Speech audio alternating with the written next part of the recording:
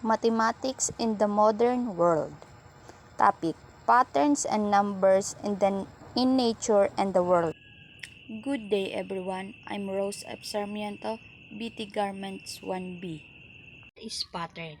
In general sense of the word, patterns are regular, repeated, or recurring forms or design. We have encountered pattern problems when we are in grade school. Usually, these are the topics that were discussed before we go to deeper discussion in mathematics. That is because mathematics include not only numbers, but also shapes, figures, letters, and others. They have types of patterns. Symmetry indicates that you can draw an imaginary line across an object. The resulting parts are mirror image of each other. There are two types of symmetry, reflective and rotational symmetry.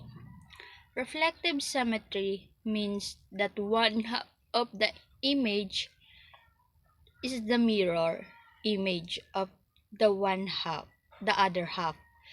It, it also sometimes referred to as line or bilateral symmetry. 2. Rational symmetry means that the object or image can be turned around a center point and match itself some numbers of times. Included in this type are threefold symmetry, fourfold symmetry, fivefold symmetry, and sixfold symmetry. Fractals are created by starting in a simple shape and duplicate it again and again and again. We see fractals in nature. A fern is a good example of fractals. Its frond is a miniature replica of the whole. The spiral pattern are common in plants and in some animals, notably mollusks, and also in human, the Earth, and the galaxy. Meanders are sinuous bends in rivers or other channels which form as a fluid. Most often, water flows around bends. Agusan River is the longest river in the Philippines. It meanders through the valley floor at the general nutrient. Waves are disturbances that carry energy as they move.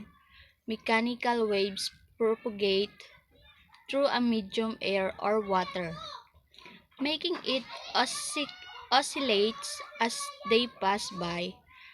The wave pattern is most often seen when looking at the ocean from above. However, you can also see the patterns in grass as the wind blows through it. Tessellation are patterns formed by repeating tiles all over a flat surface.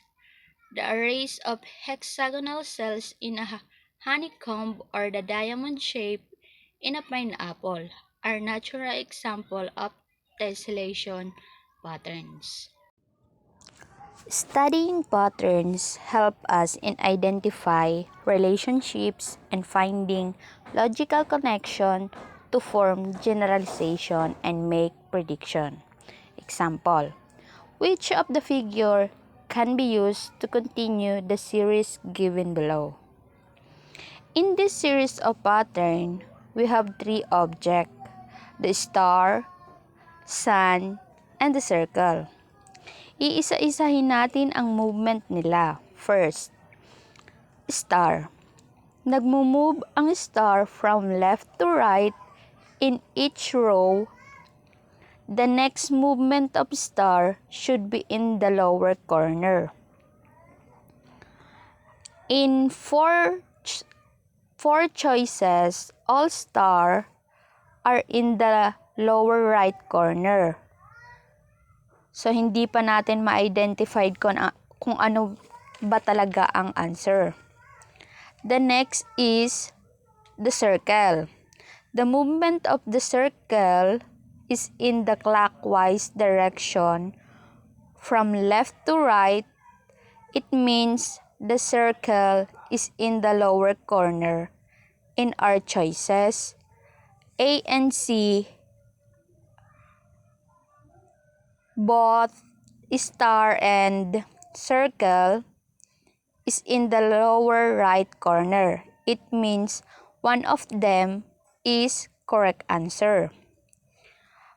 To identify the correct answer, the last object will show the correct answer. So therefore, letter C is the correct answer. We have another example.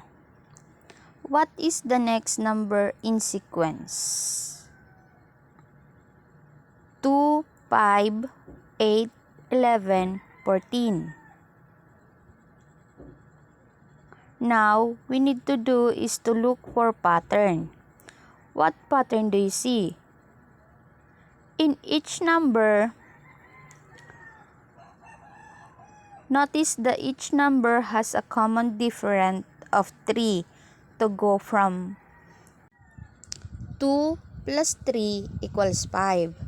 5 plus 3 equals 8. 8 plus 3 equals 11. 11 plus 3 equals 14. So, tatlong hinahanap natin. Kaya, 14 plus 3 equals 17. 17 plus 3 equals 20. 20 plus 3 equals 23.